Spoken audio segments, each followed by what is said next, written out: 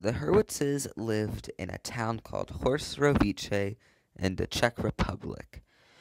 When they decided to leave the Belarus, Hyman met Hanna Yoselevich, and they had three kids in Belarus named Solomon, Alan, and Joseph. Then they decided to leave to New York City. Once they reached New York City, they moved to Chicago. In Chicago, they had two kids, one named Calman and the other named Charles. Well, my father never talked about the old country because he was only about, let me see, six, he was only about 7 or 8 years old when he came over. Came over with your great grandfather, Sal. My mother was born in this country, Dorothy. Her maiden name was Cohn, but her father was born in Lithuania. And she never had any relationship with the Lithuanians. As far as her relationship with the United States, she was a very loyal citizen. She During World War II, she worked for the government in recruiting. My father, he was too old to get into World War II and too young to get into World War One.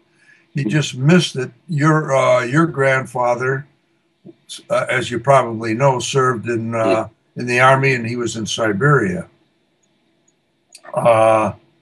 But other than that, he had no relationship with Belarus at all. Just family that were here in this country. But as far as I know, I don't think he ever corresponded with anyone over there. I think everybody was killed anyways during World War II. But during the 30s, as I remember it, no relationship whatsoever. On the Hurwitz side, there was no traditions at all except going over to my grandmother's house on Sundays, and that was about it. But there was no tradition. We had nothing traditional to do except family get-togethers. The only tradition that we had would be the closeness of the brothers. They were all very, very close. Rita was the oldest, and then Al, and then me, and then Elaine, and then Howard, and then Jackie, my sister, and then Diane, and Robbie was the last. The only cousins that I used to see, of course, Babe didn't have any children. Carl's children were born, like Robbie is as young as he was born in 45. And Diane, I think, was born in about 43, something like that. And your grandfather, they lived in Albany Park, which back in those days was far from where we lived, which was Rogers Park. And the only time we would see them is in the 40s, is when they would go over to my grandmother's house, who still lived on Kilbourne, South Kilbourne Avenue, which was way west. And we'd see them on a Sunday. Didn't need much in those days because anything else, food, clothing, everything, my parents just naturally went back to the parents who supplied it. Might buy me ice cream or candy or something like that. I mean, a pint of ice cream in those days, for instance, cost 25 cents. We used to go out and play out in the streets all the time. We came in when it got dark. But, and then, of course, in East Rogers Park, we were right by the lake. And in the summertime, we'd be down at the beach all day long. And in the wintertime, we'd go down to the beach and go ice skating. We had an ice skating pond right there at the beach. So in East Rogers Park, like Howard and Elaine and myself and Jackie, we did that. The schools, everybody from the grammar schools and the high school, Sullivan High School, used to hang out down at the beach too. Being young in the 30s, I was still too young to not to understand really what anti-Semitism was, and not until during the war did I become aware. And living in the neighborhood that I lived in, which was a lot of Catholics, it was a heavily Jewish neighborhood. But yeah, we had a lot of problems with anti-Semitism during that time, during the 40s, and I know there was anti-Semitism in the 30s. I can't say that I experienced it directly, but reading about it, I knew that it was there, and I've heard my parents talk about it and family talk about it. Really didn't know what it was. Well, my grandfather on my mother's side, he experienced it, but he was called Jaime de Starker. And Jaime de Starker was about 5'10", and he weighed about 300 pounds, and he was a blacksmith in the old country. So he never took anything from anyone. If someone called him a Jew, he'd whack them. And he once tore apart a streetcar. The seats out of the streetcar through because the conductor wouldn't let a no Jewish man on, wouldn't wait for him, and he threw the conductor off and then tore the streetcar apart. Always remember that story. My mother was always cooking, making cookies or cake or something for the friends, and we had friends over, of course, for some of my boyfriends for dinner, lunch, or something like that. It was back when I was growing up in the 40s. It was very friendly times. Your friends, especially your Jewish friends. I knew my mother was a gold digger. She told me that. And my father and Howard's father, Joe, at the time in the late 20s, were very wealthy. They owned an underwear factory in Golconda, Illinois, and they were playboys. They were Jewish playboys, and they had a lot of money. And how they met, I don't know. I never heard the story, or if I did, I have forgotten of how my mother and father actually met. I have no idea. Maybe, well, even Howard wouldn't know. He might know how Joe and Rusty met, but they were all living in the West Side, which was a big Jewish area at that time, the West Side. And maybe they met at a dance, or maybe they met through friends. I just don't know. For what now? I go behind my parents' back for what? Yeah. Oh yeah. That's part of childhood. I think we all did that. I can't recall any specific instances, but I'm sure I did things that they told me not to do or didn't know I was doing. One thing, though, I never did, and I never lied to them. My father, and I think this was more or less a Hurwitz trait because they were brought up, the five brothers, never lie. Never lie. Always tell the truth. You're better off. But as far as going behind, sure, I snuck out. I snuck the car.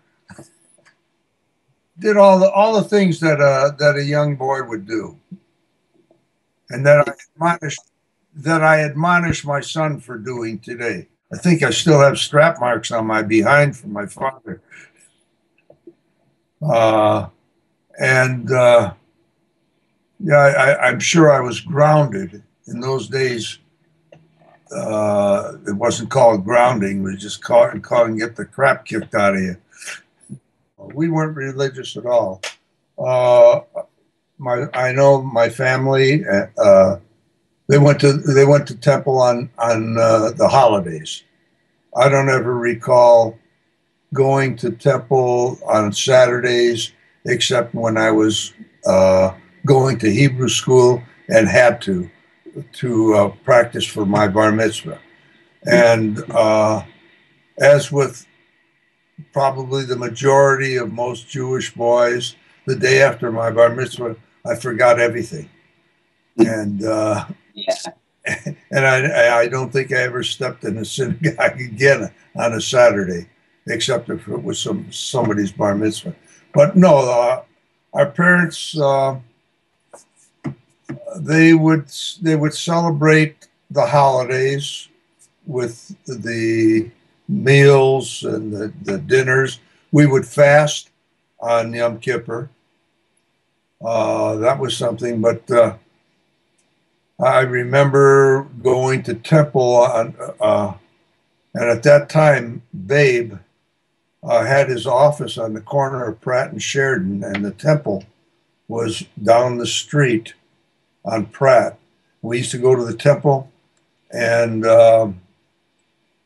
during the day the brothers would I think Joe and my father and Kyle went to a different temple, but Babe went to that one. They'd go over, and there was a drugstore that had a food counter, and they'd go sneak a sandwich or something. And they'd also go over to his office and smoke, which they weren't supposed to do. At my bar mitzvah, I was allowed two people, a boy who was a very close friend of mine, lived across the alley, and a girl. And I was going with a girl at that time. Her name was Catherine Gregory. And she was at my bar mitzvah. Back in those days, the bar mitzvah wasn't for the boy. It was for the family and the mother and the father and their friends and the family. That's what it was. It was basically, as I see it, it has evolved into a celebration for the boy, which it should be. Back in those days, it was the parents who celebrated. Basically, Michael, I am not religious. I'm Jewish by birth, but not by religion. I'm an atheist, as you probably I told you before. But I'm still a Jew. I accept people for what they are. So does Audrey. Whatever they are, we certainly have different cultures. With Dawn's husband, Stephen, he's English, altogether different culture than ours. Stephen was basically a farmer. He was from Iowa, and Millie was a Southern girl with a totally different culture. But we accepted them all and lived with them. We abided by what their thoughts were. We didn't argue them, but we had no problem. If I were religious, tradition would be very important to me. But I think tradition is a lot of what they call bubba mices. You know what a bubba mice is? It's an old wives' tale. Your Bubba is your Bubby, and it's Bubby's tales, her stories, which go back thousands of years. Tradition is, to me, tradition is it's something that could be a yoke around your neck, because some traditions don't carry over to different times. I just don't believe in religion per se. I think it's probably the worst thing that ever happened on earth was religion. And I don't believe in any. My belief is you're born, you live, you die, goodbye. And that's it. and make the best of what you have. My form of atheism is that I don't judge anybody by what they believe. I mean, if you were Catholic, I would say fine. I'm not going to argue your religion with you. My beliefs are my beliefs, and my beliefs are to treat everybody the same until they prove it elsewise. I don't hold it against anybody except Muslims. I detest Muslims because they do more against religion than any other religion, and they are my example of why I don't like religion, because God told me to do this. Akbar, Allah, or whatever they say. That I don't think so. But no, I just live and let live. Basically, is my feelings. I enlisted in the Air Force in 1952 and went to training, and I got my wings in November of 52. And then I spent 3 years of active duty in a fighter squadron starting in the state of Washington. I was with what they call the Air Defense Command. We used to stand on alert every night. We would sit in what they call the alert hangar, where a fighter plane would be, or a couple of fighter planes would be fueled up, armed, and ready to take off in 5 minutes notice. And that would be, you'd stand alert a couple times a week. Then you do flying the rest of the time, just proficiency flying. One day I went down to the beach.